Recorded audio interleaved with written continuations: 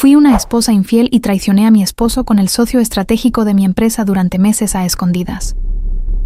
Él lo descubrió, filtró todo a la prensa y acabó con mi reputación y la de mi amante para siempre.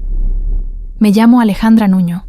Tengo 36 años y durante 15 de ellos fui la esposa de un hombre que cualquier mujer en su sano juicio hubiera cuidado como un tesoro. Hoy soy solo un nombre que aparece en notas de periódicos financieros junto a la palabra escándalo. Un nombre que se busca en Google y arroja resultados que ya no puedo borrar. Pero antes de que me conocieran así, fui ejecutiva de ventas en una de las empresas más respetadas de Ciudad de México. Fui la mujer que Fernando Barrera eligió para pasar su vida. Y fui, sobre todo, la arquitecta silenciosa de mi propia destrucción. Esta es la historia de cómo planifiqué cada detalle de mi caída, sin darme cuenta de que lo estaba haciendo. Si te gustan las historias de traición, karma y consecuencias reales, dale like al video, suscríbete al canal y activa la campanita para que no te pierdas ninguna historia. Ahora sí, déjame contarte cómo una mujer inteligente, exitosa y aparentemente feliz decidió construir una doble vida que terminaría no solo con su matrimonio, sino con su carrera, su reputación y todo lo que alguna vez creyó que la definía. Todo comenzó en una tarde de octubre, de esas tardes grises de la Ciudad de México, en las que el smog se mezcla con la humedad y uno termina oliendo a lluvia que nunca termina de caer. Yo estaba en mi oficina en Polanco, en el piso 18 de un edificio de cristal, desde donde se podía ver Reforma, extendiéndose como una serpiente de luces hacia el poniente.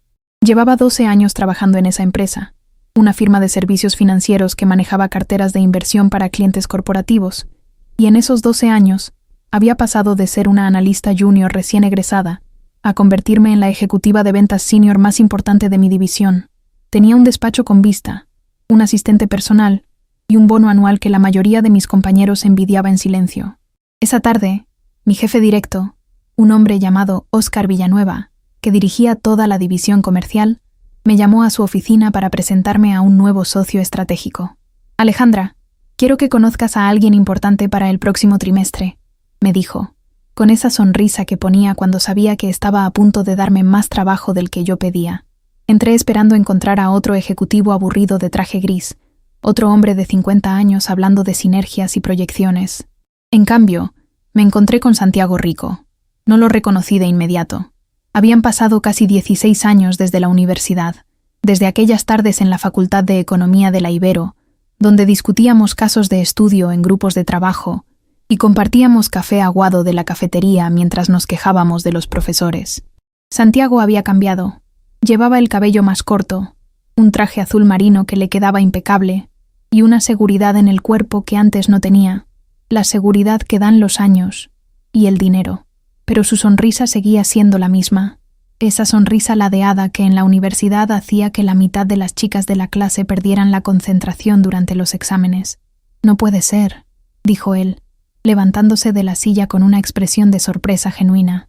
«Alejandra Nuño, ¿tú eres la ejecutiva de la que tanto me han hablado?» Sentí que la sangre me subía a las mejillas, no de vergüenza, sino de esa emoción extraña que produce reencontrarse con alguien que formó parte de una época que uno creía completamente cerrada. «Santiago Rico», respondí, tratando de sonar profesional, aunque mi voz salió con un tono más cálido de lo que hubiera querido. «¿Qué haces aquí? Pensé que estabas en Monterrey. Regresé hace 2 años. Monté mi propia empresa de consultoría e inversión, y ahora estamos por firmar una alianza estratégica con esta firma», explicó. Y mientras hablaba yo no podía dejar de notar cómo gesticulaba con las manos exactamente igual que antes, cómo inclinaba la cabeza ligeramente hacia la izquierda cuando algo le parecía gracioso. Óscar, ajeno por completo a la corriente eléctrica que se había instalado en esa oficina, siguió hablando de números, de porcentajes de participación, de cronogramas de integración. Yo asentía en los momentos correctos, tomaba notas en mi libreta, pero una parte de mí ya estaba en otro lugar, reconstruyendo mentalmente los fragmentos de una amistad universitaria que alguna vez significó mucho más de lo que yo había admitido, incluso a mí misma. Esa noche, cuando llegué a casa, Fernando ya estaba ahí, en la cocina de nuestro departamento en Bosques de las Lomas, preparando la cena con esa disciplina metódica que lo caracterizaba en absolutamente todo lo que hacía.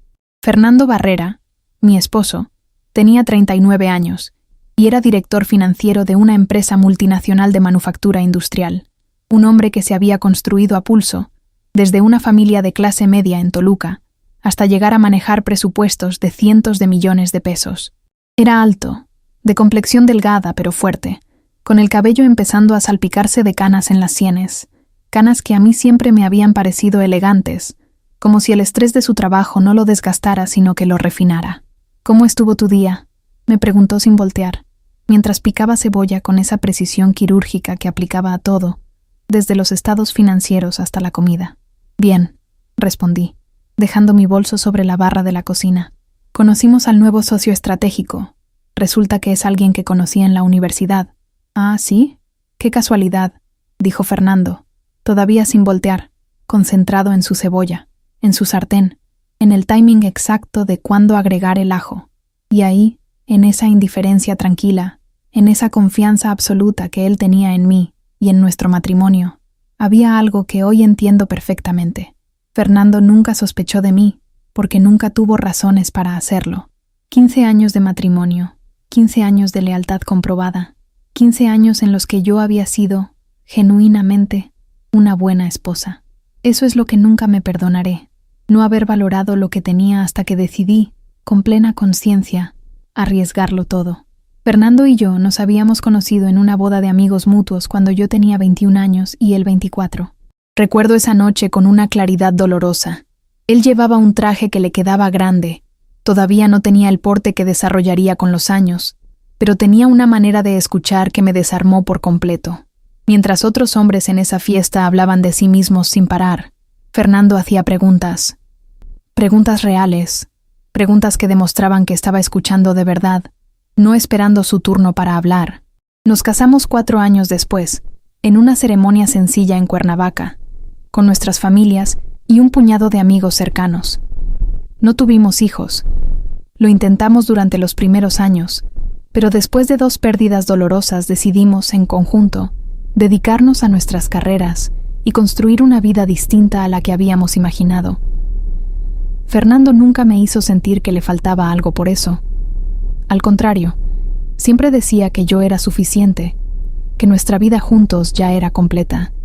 Esa noche, mientras cenábamos pasta con salsa de tomate y albahaca que Fernando había cultivado en macetas en el balcón, hablamos de trivialidades, de un viaje que estábamos planeando a Oaxaca para su cumpleaños, de un problema con la administración del edificio, de la mamá de Fernando, que insistía en visitarnos más seguido de lo que a mí me hubiera gustado. Todo era normal. Todo era, en apariencia, perfecto. Y sin embargo, cuando me acosté esa noche, con Fernando respirando tranquilamente a mi lado, no pude dejar de pensar en la sonrisa ladeada de Santiago, en cómo había dicho mi nombre completo, como si llevara guardado en algún cajón de su memoria durante 16 años esperando el momento de usarlo de nuevo. Hoy entiendo que ese fue el primer momento en el que debí haber puesto una alarma.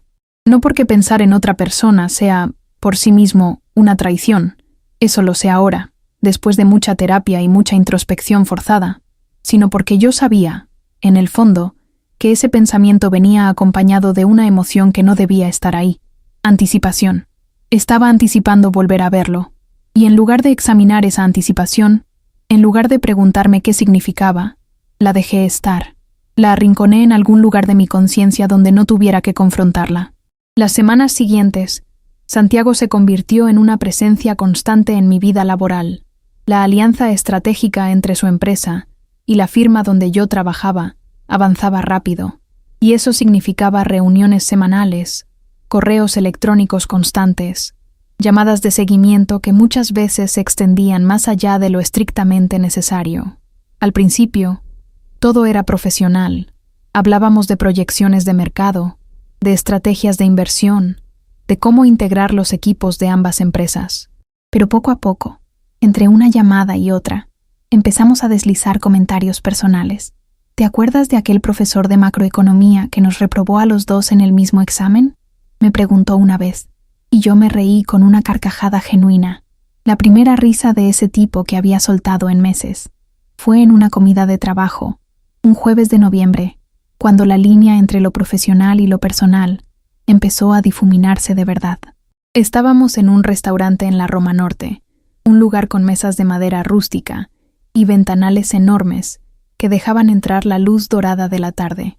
Habíamos terminado de hablar de los temas de la agenda, los números, los cronogramas, las cláusulas del contrato, y en lugar de despedirnos, Santiago pidió otra copa de vino, y yo, sin pensarlo demasiado, pedí lo mismo. ¿Eres feliz, Alejandra?, me preguntó de repente, mirándome fijamente con esos ojos oscuros que en la universidad me habían hecho perder más de una noche de sueño. La pregunta me tomó completamente desprevenida. ¿Por qué preguntas eso?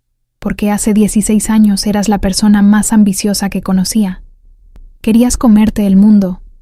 Y ahora te veo en esas reuniones, brillante, exitosa, pero hay algo en tu mirada que parece apagado. No sé cómo explicarlo mejor.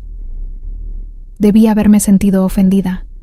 Debí haber cortado esa conversación de raíz, decirle que mi vida personal no era de su incumbencia, que mi matrimonio con Fernando era sólido y que no necesitaba que un antiguo compañero de universidad viniera a psicoanalizarme durante una comida de negocios.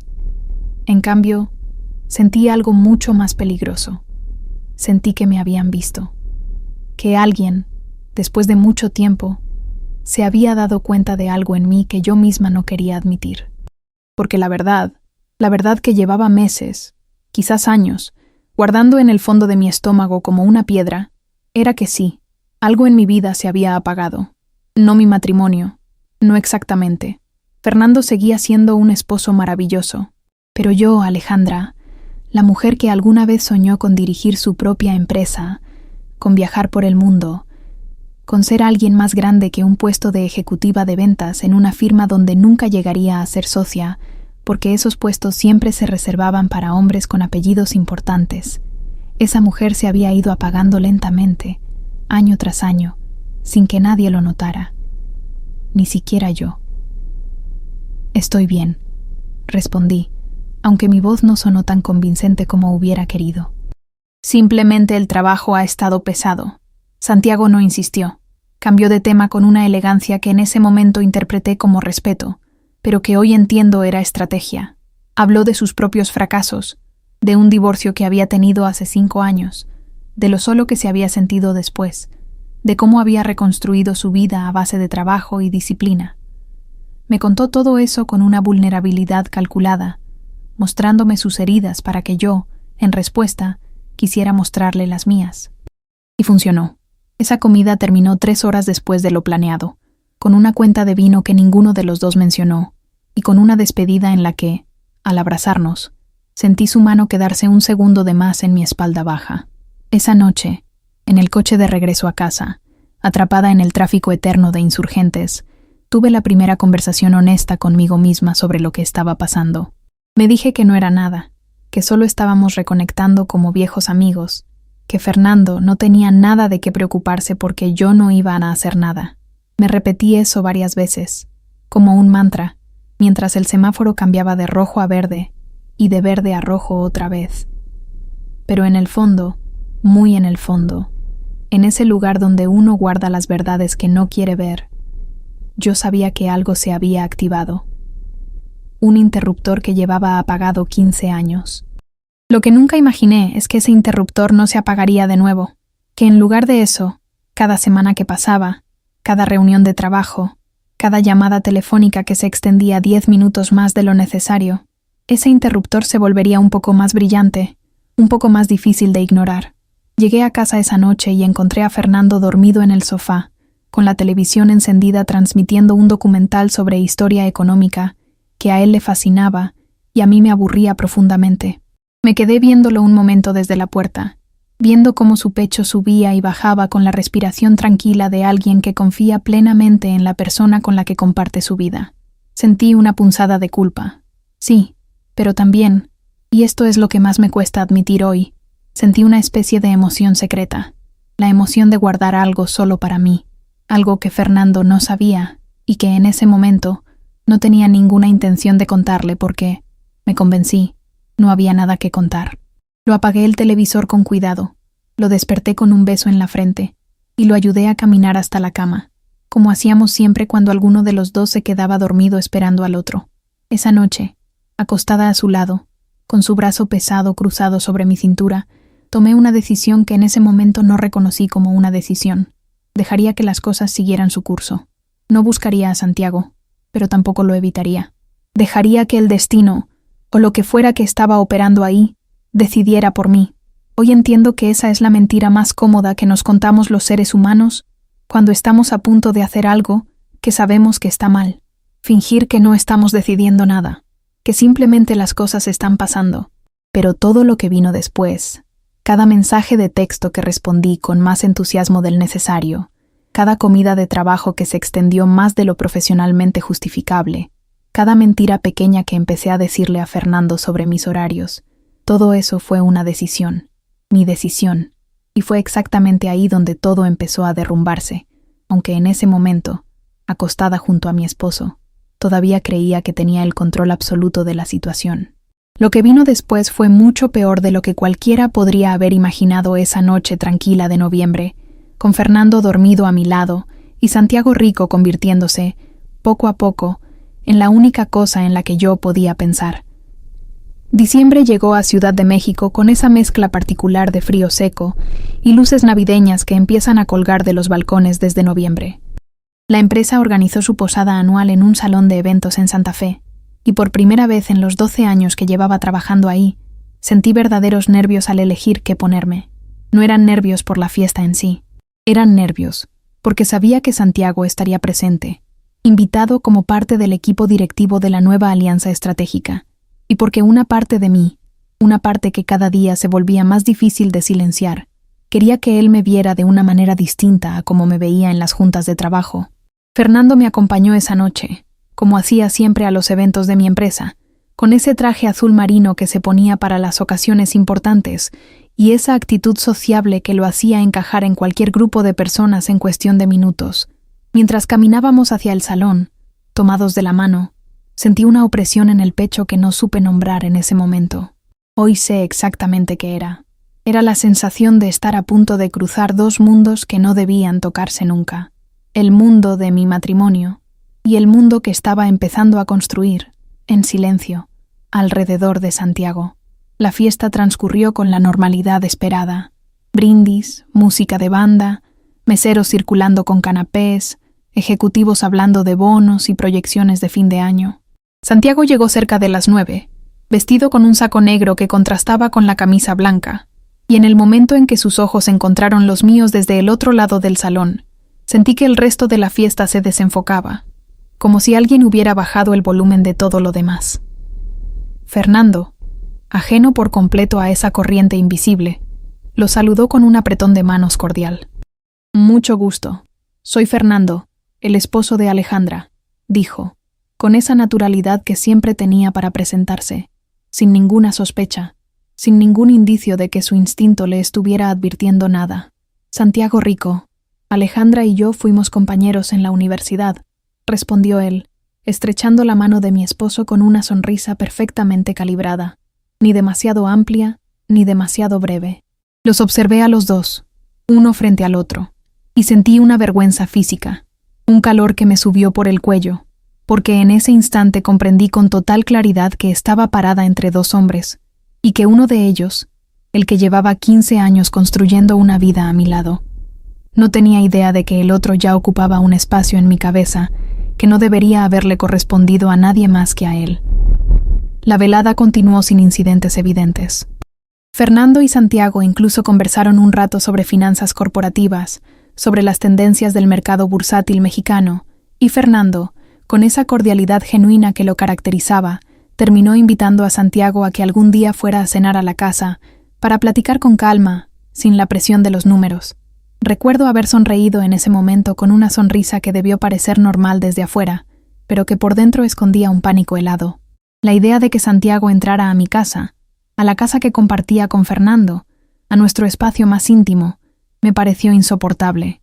No porque temiera que algo pasara ahí, eso jamás lo hubiera permitido, me decía, sino porque sentía que esa invitación, hecha con toda la inocencia del mundo por mi esposo, era una especie de profanación anticipada de algo que yo ya sabía, en el fondo, que no era del todo inocente.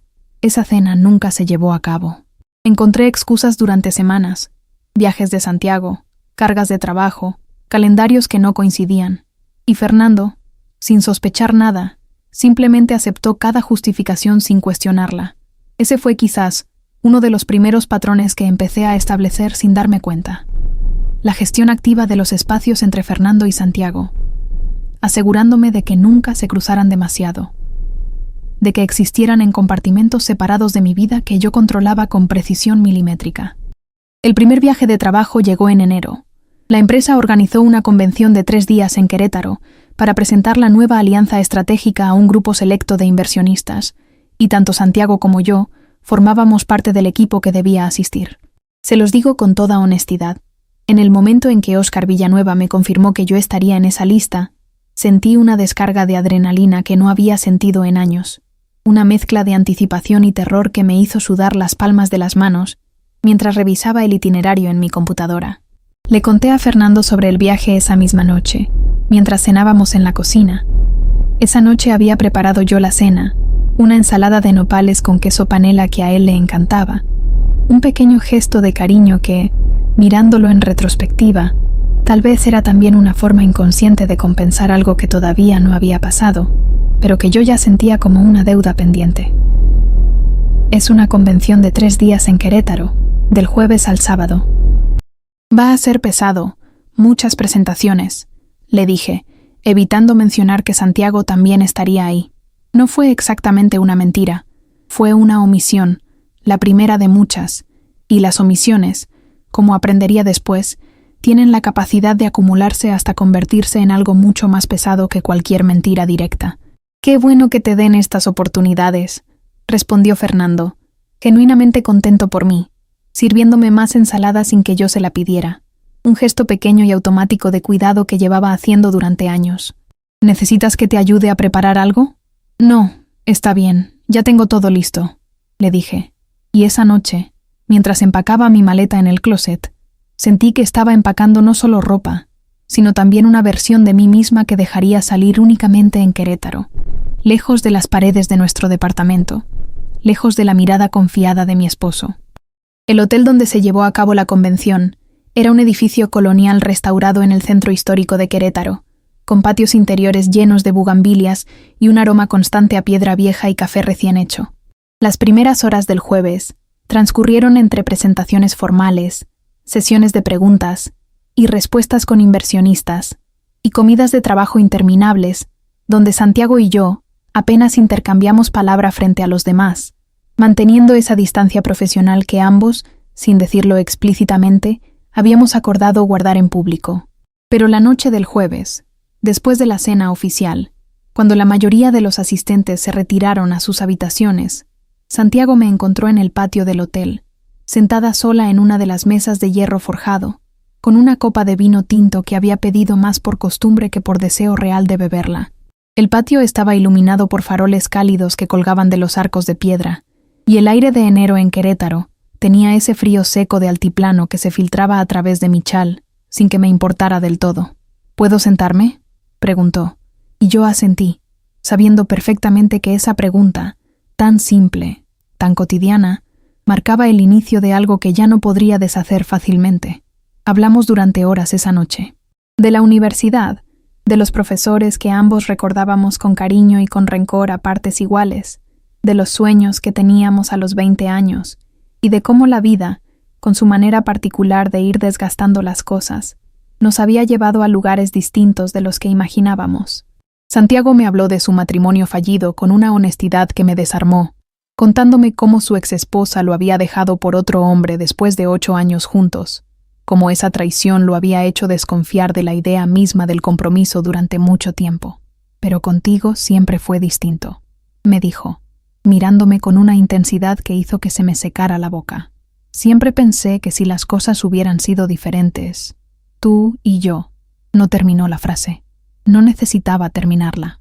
Los dos sabíamos exactamente lo que estaba insinuando, y los dos, en ese patio colonial iluminado por faroles cálidos, decidimos no cerrar la puerta que esa frase incompleta había dejado abierta. Esa noche no pasó nada más allá de una conversación larga, y una despedida en la que nuestras manos se quedaron entrelazadas unos segundos de más antes de que cada uno subiera a su habitación.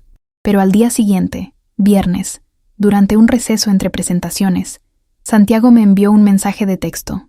No pude dormir pensando en lo que no dije anoche. ¿Puedo invitarte a cenar hoy? ¿Solo nosotros dos? ¿Fuera del hotel? Leí ese mensaje parada en el pasillo del hotel, con mi celular en la mano y el corazón latiendo con una fuerza que sentía hasta en los oídos. Sabía exactamente lo que significaba aceptar esa invitación. No era una cena de trabajo disfrazada de casualidad, como las que habíamos tenido en Ciudad de México. Era una cena deliberada, planeada, con una intención que ninguno de los dos necesitaba explicitar. Y sin embargo, después de 15 segundos de duda que se sintieron como una eternidad, respondí, sí. ¿A qué hora? Esa fue la primera decisión completamente consciente que tomé en todo este proceso. No hubo casualidad, no hubo destino, no hubo circunstancias fuera de mi control. Hubo una pregunta directa y una respuesta directa, y en el espacio entre ambas, tomé la decisión de convertirme en alguien que nunca había sido, una mujer capaz de mentirle a su esposo de manera premeditada. La cena fue en un restaurante pequeño, a las afueras del centro histórico, un lugar que Santiago había investigado previamente, alejado de las rutas donde pudiéramos encontrarnos con algún colega de la convención. Recuerdo el vestido que me puse esa noche, uno que había empacado por si acaso, sin admitirme a mí misma para qué exactamente lo estaba guardando. Recuerdo el trayecto en taxi, el silencio cargado de expectativa, la manera en que Querétaro se veía distinta de noche, con sus calles empedradas iluminadas por faroles amarillos y sus iglesias coloniales bañadas en luz dorada. No voy a entrar en los detalles de esa noche, de lo que sentí cuando Santiago me tomó de la mano al cruzar la calle, de la manera en que su brazo rodeó mi cintura cuando caminábamos de regreso hacia el hotel, de la decisión final que tomamos ambos al llegar a la puerta de su habitación en lugar de la mía. Lo que sí puedo decirles, con la honestidad brutal que me exige contar esta historia, es que en ese momento, mientras cruzaba esa puerta, sabía exactamente lo que estaba haciendo. Sabía que Fernando estaba en Ciudad de México, probablemente dormido ya, confiando plenamente en que su esposa estaba en un hotel en Querétaro, agotada por presentaciones de trabajo. Sabía que estaba a punto de traicionar 15 años de matrimonio, de lealtad, de una vida construida con paciencia y cuidado. Y aún sabiéndolo todo, no me detuve. Me odié esa noche, mientras Santiago me abrazaba después, con la respiración todavía agitada y la habitación en penumbras iluminada solo por la luz de la calle que se filtraba entre las cortinas. Me odié profundamente, con una claridad que dolía físicamente en el pecho, y sin embargo, al día siguiente, cuando Santiago me buscó de nuevo con una mirada cargada de la misma intención, no dije que no. El sábado, último día de la convención, regresamos a Ciudad de México en vuelos separados, en horarios distintos, como si esa separación física pudiera de alguna manera limpiar lo que había pasado entre nosotros. Fernando me recogió en el aeropuerto con un ramo de flores, girasoles, mis favoritos, porque siempre recordaba esas cosas, y un abrazo que duró más de lo habitual. «Te extrañé», me dijo, con esa sinceridad simple que lo caracterizaba, y yo lo abracé de vuelta con una fuerza que él probablemente interpretó como cariño extrañado, pero que en realidad era la fuerza de alguien que está intentando, desesperadamente, sostener dos versiones de sí misma que ya no cabían en el mismo cuerpo. Esa noche, en nuestra cama, con Fernando dormido a mi lado después de haberme preguntado con genuino interés todos los detalles de la convención, qué inversionistas habían asistido, cómo había ido la presentación, si había hecho buenos contactos, sentí, por primera vez, el peso completo de lo que había hecho. No fue un peso abstracto ni filosófico, fue un peso físico, una opresión en el estómago que me impidió dormir durante horas, mirando el techo oscuro de nuestra habitación, mientras escuchaba la respiración tranquila de mi esposo. Merezco exactamente lo que me pasó después, y lo digo sin ninguna intención de generar lástima. Lo digo porque es la verdad más simple y más dolorosa de toda esta historia. Tuve, esa noche, la oportunidad perfecta de parar. Pude haber terminado ahí, guardando ese error como una lección privada, como algo que jamás volvería a repetir. Fernando nunca lo hubiera sabido. Pude haber regresado a ser la esposa que era antes de conocer de nuevo a Santiago, y probablemente hoy estaría viviendo la vida tranquila y respetada que construí durante 15 años. Pero no paré. Los mensajes de texto con Santiago continuaron durante las semanas siguientes, cada vez más frecuentes, cada vez más cargados de una intimidad que ya no se limitaba a lo laboral. Empezamos a inventar excusas para vernos, reuniones de trabajo que se extendían en cenas, comidas que se convertían en tardes completas, y eventualmente, viajes de trabajo que yo misma empecé a proponer a mi jefe, argumentando la necesidad de supervisar de cerca la integración de los equipos en otras ciudades donde Santiago tenía oficinas, Monterrey, Guadalajara, incluso una vez Mérida, viajes que, en realidad, existían con el único propósito de pasar tiempo con él lejos de la mirada de 1900 cualquiera que pudiera reconocerme. Fernando, mientras tanto, seguía siendo exactamente el mismo esposo dedicado que había sido siempre. Me preparaba el café por las mañanas antes de irse a trabajar. Me llamaba durante el día solo para preguntarme cómo iba mi jornada. Planeaba pequeñas sorpresas para nuestro aniversario que se acercaba en marzo. Y en cada uno de esos gestos, en cada muestra de su amor constante y silencioso, yo sentía crecer una culpa que, en lugar de detenerme, paradójicamente, parecía empujarme más profundo hacia la doble vida que estaba construyendo. Era como si, mientras más virtuoso se mostraba Fernando, más necesitaba yo refugiarme en la intensidad de lo prohibido con Santiago, como si esa intensidad pudiera de alguna manera compensar el vacío de vergüenza que crecía dentro de mí cada día. Lo que nunca imaginé es que esa doble vida, que yo administraba con tanto cuidado, con calendarios cruzados y mentiras cada vez más elaboradas, ya había empezado a dejar rastros. Rastros pequeños, casi invisibles, que en ese momento me parecían perfectamente controlados, pero que meses después se convertirían en la evidencia exacta que Fernando necesitaría para desmantelar, pieza por pieza, todo lo que yo había construido con tanto esmero para ocultar. Marzo llegó con nuestro aniversario número 15, y Fernando organizó una cena en un restaurante en Polanco, que llevaba meses queriendo probar, uno de esos lugares con listas de espera de semanas y un menú degustación que costaba lo que la mayoría de las personas gastan en una semana de mandado. Recuerdo esa noche con una nitidez que todavía me duele. Fernando llevaba un traje gris oscuro que yo le había regalado 2 años antes, y cuando llegué al restaurante lo encontré ya sentado, con una copa de vino esperándome, revisando algo en su celular con esa concentración que aplicaba a todo. Al verme, guardó el teléfono inmediatamente y se puso de pie para saludarme con un beso, un gesto simple que había repetido miles de veces en 15 años, pero que esa noche, por alguna razón, sentí como un cuchillo silencioso. 15 años, dijo, levantando su copa una vez que me senté. ¿Sabes qué es lo que más agradezco de estos 15 años, Alejandra? Que nunca he tenido que dudar de ti, ni un solo día.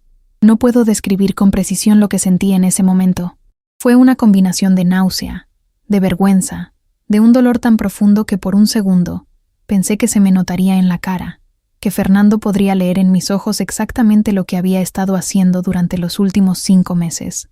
Levanté mi copa, brindé con él, y le dije que yo tampoco había dudado nunca de él.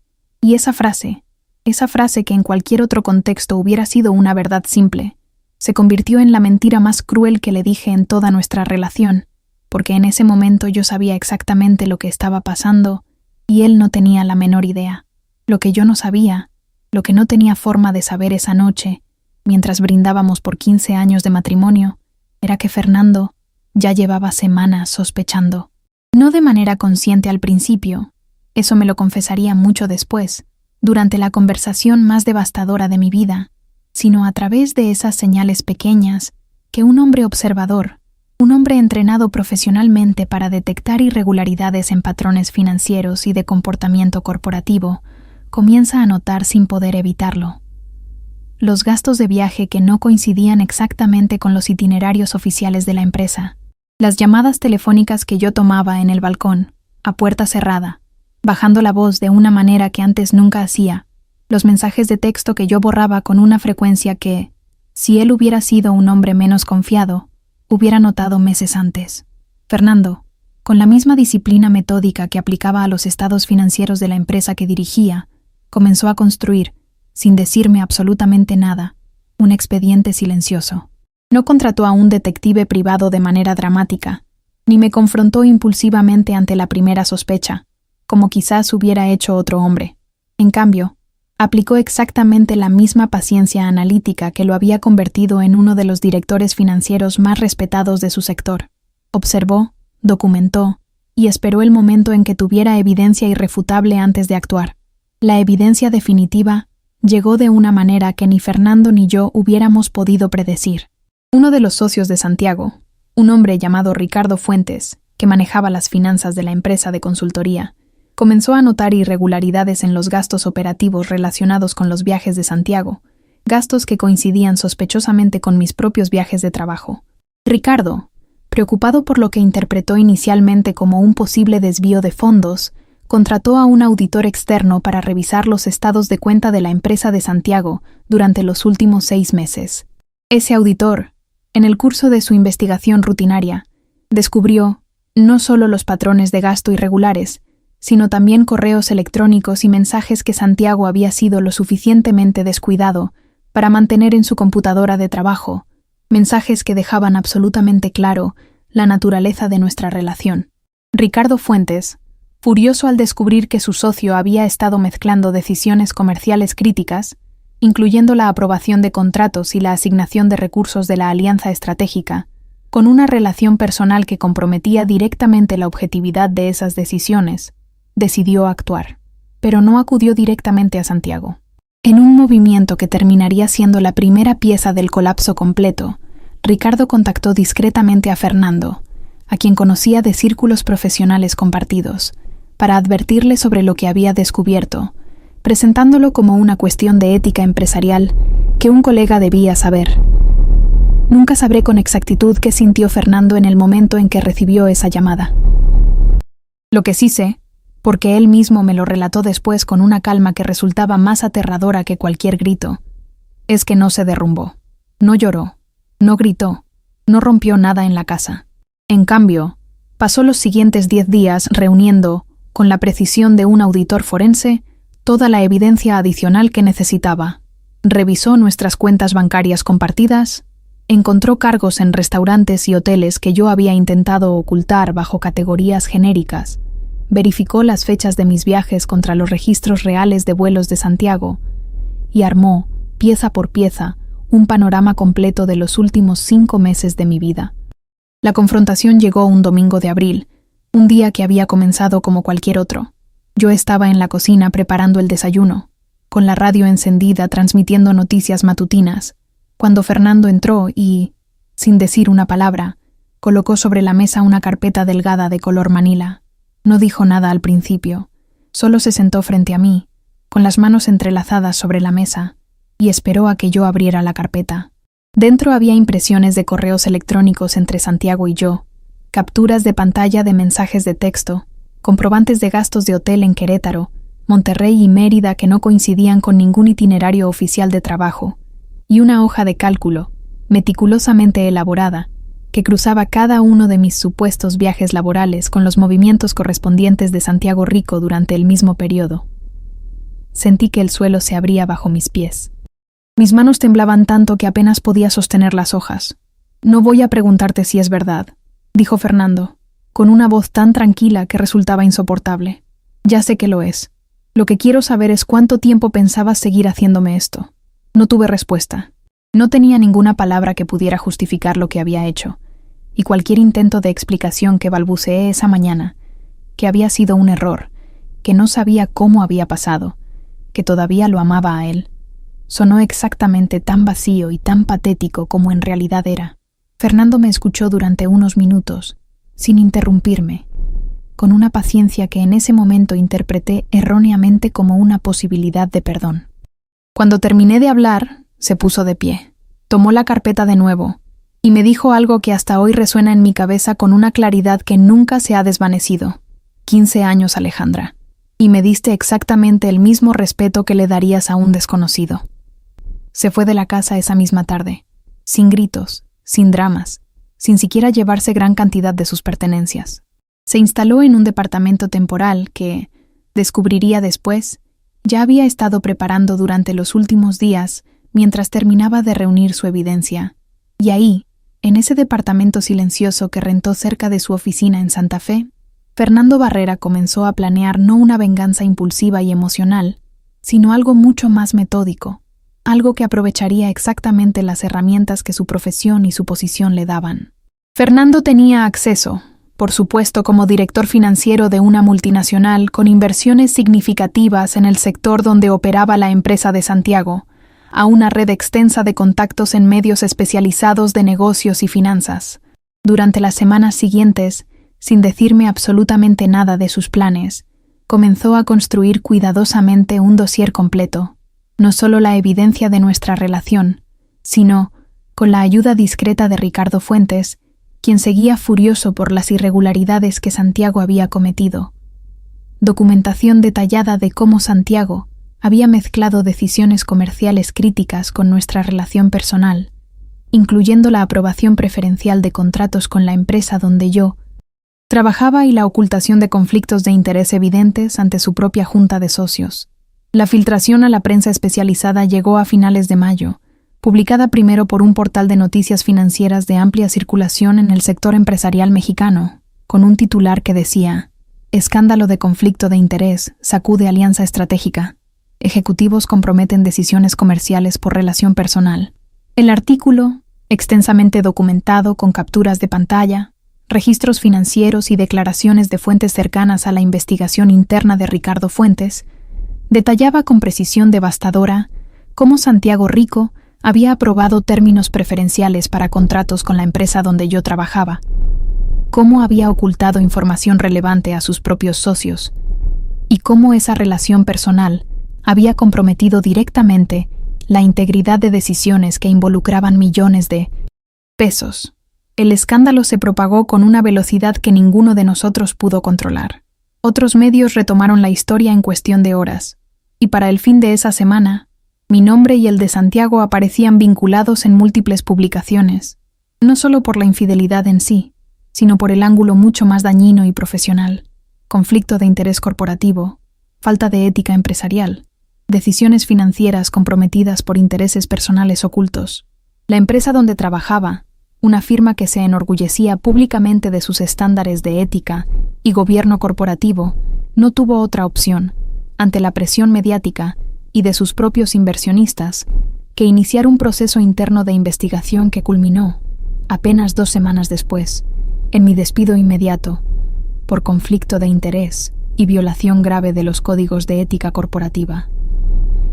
12 años de carrera, 12 años construyendo una reputación impecable, se derrumbaron en una reunión de 20 minutos con recursos humanos y el departamento legal, donde me entregaron una carta de despido y me pidieron que dejara mis pertenencias personales en una caja que ya tenían preparada.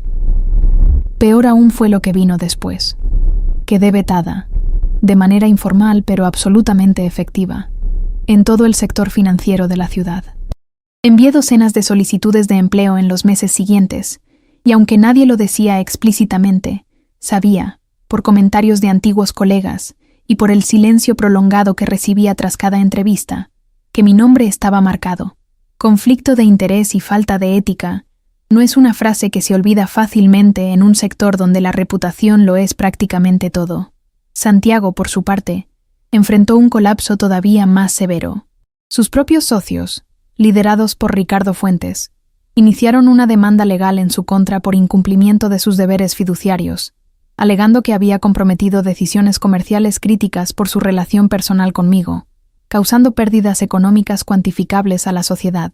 La empresa de consultoría que había construido durante años se disolvió en medio de acusaciones cruzadas, batallas legales y una cobertura mediática que destrozó cualquier posibilidad de que Santiago pudiera reconstruir su reputación profesional en el corto o mediano plazo.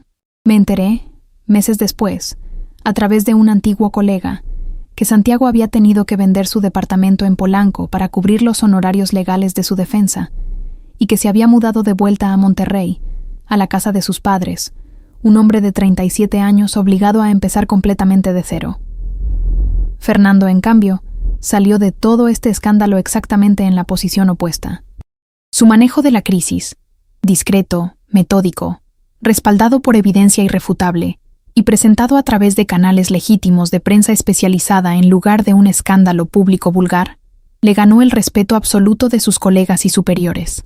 Lejos de ser visto como la víctima lastimosa de una infidelidad, fue percibido como un hombre íntegro que había manejado una situación personal devastadora con una profesionalidad admirable, sin dejar que afectara su desempeño ni su ética laboral. Recibió, apenas 4 meses después del escándalo, una promoción a director financiero corporativo de toda la región para su multinacional, un puesto que había estado buscando durante años. Lo volví a ver una sola vez después de todo esto, en un evento completamente casual en un centro comercial de Santa Fe, donde yo había ido a dejar currículums en las oficinas cercanas, ya sin ningún resultado. Fernando estaba ahí, comprando algo en una tienda, vestido impecablemente, con una expresión tranquila que no había visto en él desde antes de que todo esto comenzara. Nuestras miradas se cruzaron por un segundo. No hubo rencor visible en sus ojos, tampoco hubo calidez. Solo hubo una especie de distancia definitiva, la distancia de alguien que ya cerró completamente un capítulo de su vida y siguió adelante sin necesidad de mirar atrás. Asintió levemente, un gesto casi imperceptible, y siguió caminando hacia la salida sin decir una palabra. Hoy vivo en un departamento pequeño rentado en la colonia Narvarte, muy distinto al que compartía con Fernando en Bosques de las Lomas. Trabajo de manera independiente, dando consultoría a pequeñas empresas que no revisan referencias con el mismo rigor que las corporaciones grandes, ganando una fracción de lo que ganaba antes. Mis padres, profundamente decepcionados cuando se enteraron de toda la historia a través de los mismos artículos que circularon en la prensa, mantienen conmigo una relación cordial pero distante, cargada de una desilusión que nunca han verbalizado directamente, pero que siento en cada llamada telefónica, en cada silencio incómodo durante las comidas familiares. Si pudiera volver atrás, no sé si tendría la honestidad de decir con certeza que hubiera actuado diferente desde el principio, porque la verdad es que no reconocí el peligro hasta que ya estaba completamente atrapada en él. Pero sí sé, con una certeza que me acompaña cada noche antes de dormir, que tuve múltiples oportunidades para detenerme, para elegir a Fernando, para elegir la vida que había construido con tanto cuidado durante 15 años, y en cada una de esas oportunidades elegí lo contrario. Lo que nunca me perdonaré es haber tenido, en mis manos, todo lo que la mayoría de las personas sueñan con construir: un matrimonio sólido, una carrera exitosa, una vida estable, y haberlo destruido no por accidente, sino por decisiones conscientes que tomé una tras otra, sabiendo perfectamente lo que estaba en juego. Merezco exactamente lo que me pasó. No busco su simpatía contándoles esta historia, ni tampoco busco justificarme. Busco, si acaso, que alguien que esté leyendo esto y que se encuentre en ese momento peligroso, donde el interruptor apagado empieza a encenderse de nuevo, entienda que todavía tiene la oportunidad de detenerse, algo que yo tuve y que decidí, una y otra vez, ignorar. Déjame tu opinión en los comentarios. ¿Crees que merezco una segunda oportunidad? Yo creo que no. Dale like si llegaste hasta aquí y suscríbete para recibir nuevas historias cada semana. Hasta la próxima.